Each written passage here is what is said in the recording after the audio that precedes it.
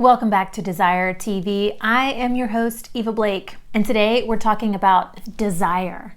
What is desire? It is a yearning, a craving, a wish, a want, an inclination, an aspiration, an itch, a sexual attraction, a fancy.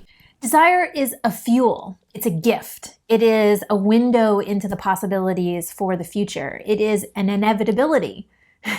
When you take inspired action towards your desires, towards your goals, towards your resolutions. John Eldredge says, "We are desire. It is the essence of the human soul, the secret of our existence. Absolutely nothing of human greatness is ever accomplished without desire. Not a symphony has been written, a mountain climbed, an injustice fought, or a love sustained apart from desire. Desire fuels our search for the life we prize." There is nothing inherently bad with desire. In fact, desire is inherently good. It points us into the direction of where we want to take our life, our body, our energy, our very organism, what it is that we want. Every person that I work with, I ask them one question: what do you want? It is amazing how many people respond to that one question, what do you want, by saying, I don't know. I don't know what I want. And the truth is that we can't have what we want. We can't capture our desires. We can't fulfill our desires if we don't know what they are. If we are afraid or unwilling to name our desires in a clear, articulate form. We have to name what we want in order to get it.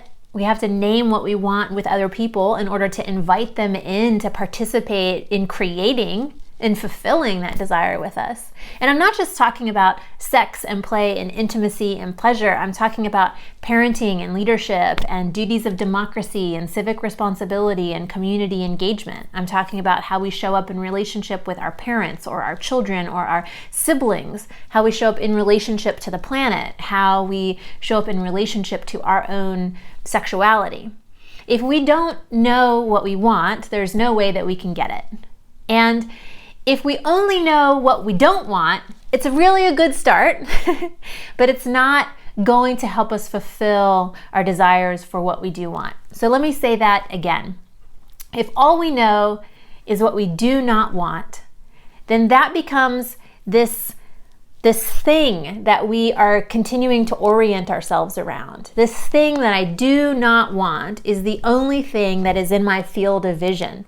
Even if I am pushing away from it and I am trying to go in the opposite direction, if I haven't clearly articulated what that opposite direction is, then I may be wandering aimlessly out here and still using this thing that I don't want as a reference point.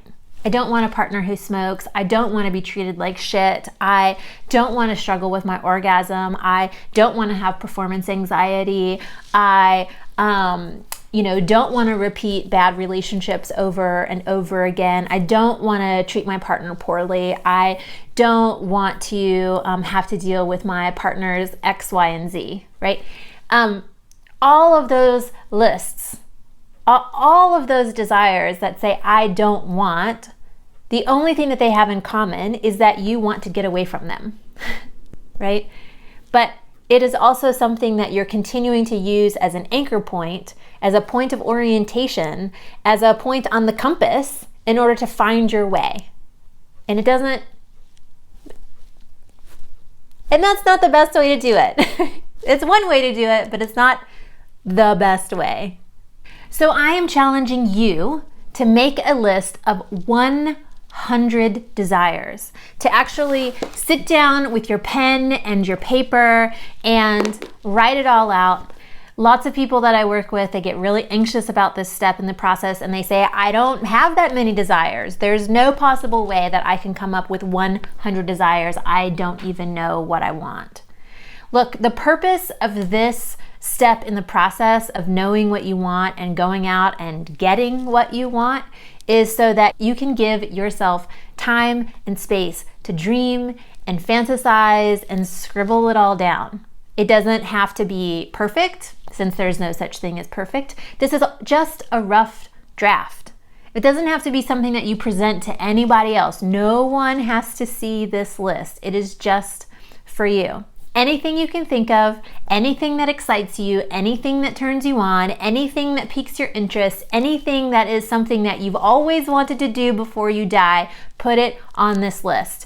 You can write down anything that relates to sex and your body and sexuality and intimacy and sexual liberation, sexual healing, or sexual pleasure. You can write about your intimate relationships, your partnership, your lovership, your polydynamics. You can write about how what kind of parent you want to be, or what kind of child of your parents you want to be. You can write about your career, your civic engagement, any of those elements of your life. You can write down on this list of 100 desires, because they are all interrelated. Let me give you a couple of guidelines for how to create this list of 100 desires. The very first thing is get yourself a pen and some paper and write it out by hand. A pen on the page synchronizes your body and your mind to be present in the moment. Ryder Carroll, who is the creator of the bullet journal, says writing by hand draws our mind into the present moment on a neurological level, unlike any other capturing mechanism. This allows you to find a rhythm, to find a flow, and to just let the information fall out of you. The second rule is to be specific. Paint a picture as detailed and descriptive as is possible. You may value things like pleasure, ecstasy, honesty, and trustworthiness. And those are wonderful buzzwords. But go ahead and really draw out what that actually looks like, what it looks like and tastes like and smells like to have honesty in relationship, to have trustworthiness, to be trustworthy, to experience ecstasy. Write it down in as much detail as possible. The third rule is to write down anything and everything that comes to your mind. This is not a place to censor yourself. No censoring, no avoiding, no telling yourself that you can't have this, or that, this won't come true no matter how hard you try. Just tell that part of you, the part of you that's trying to find the edges or maintain the boundaries and the borders and to keep good care of you. Just tell that part of you, hey, I love you. You do a really great job in my life. And right now, I just want you to protect the doorway while I sit here and write down everything that I desire. Because you will organize and you will edit at a later date. Let your list be wild and random. So again, you can make a list of 10 things that you want in your sex life, and then follow that up by what kind of garden you want to have next spring.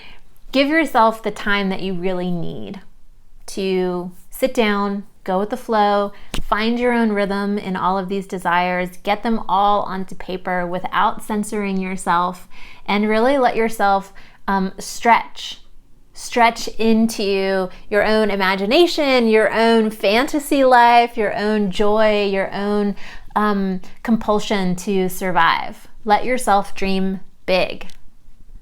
There are no limits here. Every inch of this paper is waiting for your imagination to unfold. Tell the story of who you really want to be. Describe the details of the life that you really want to live. And when you have completed that list of 100 desires, tell me in the comments below what that was like for you. What did you get out of this exercise? What did you learn about yourself? What kind of new imagination do you have for your own future? See you next time.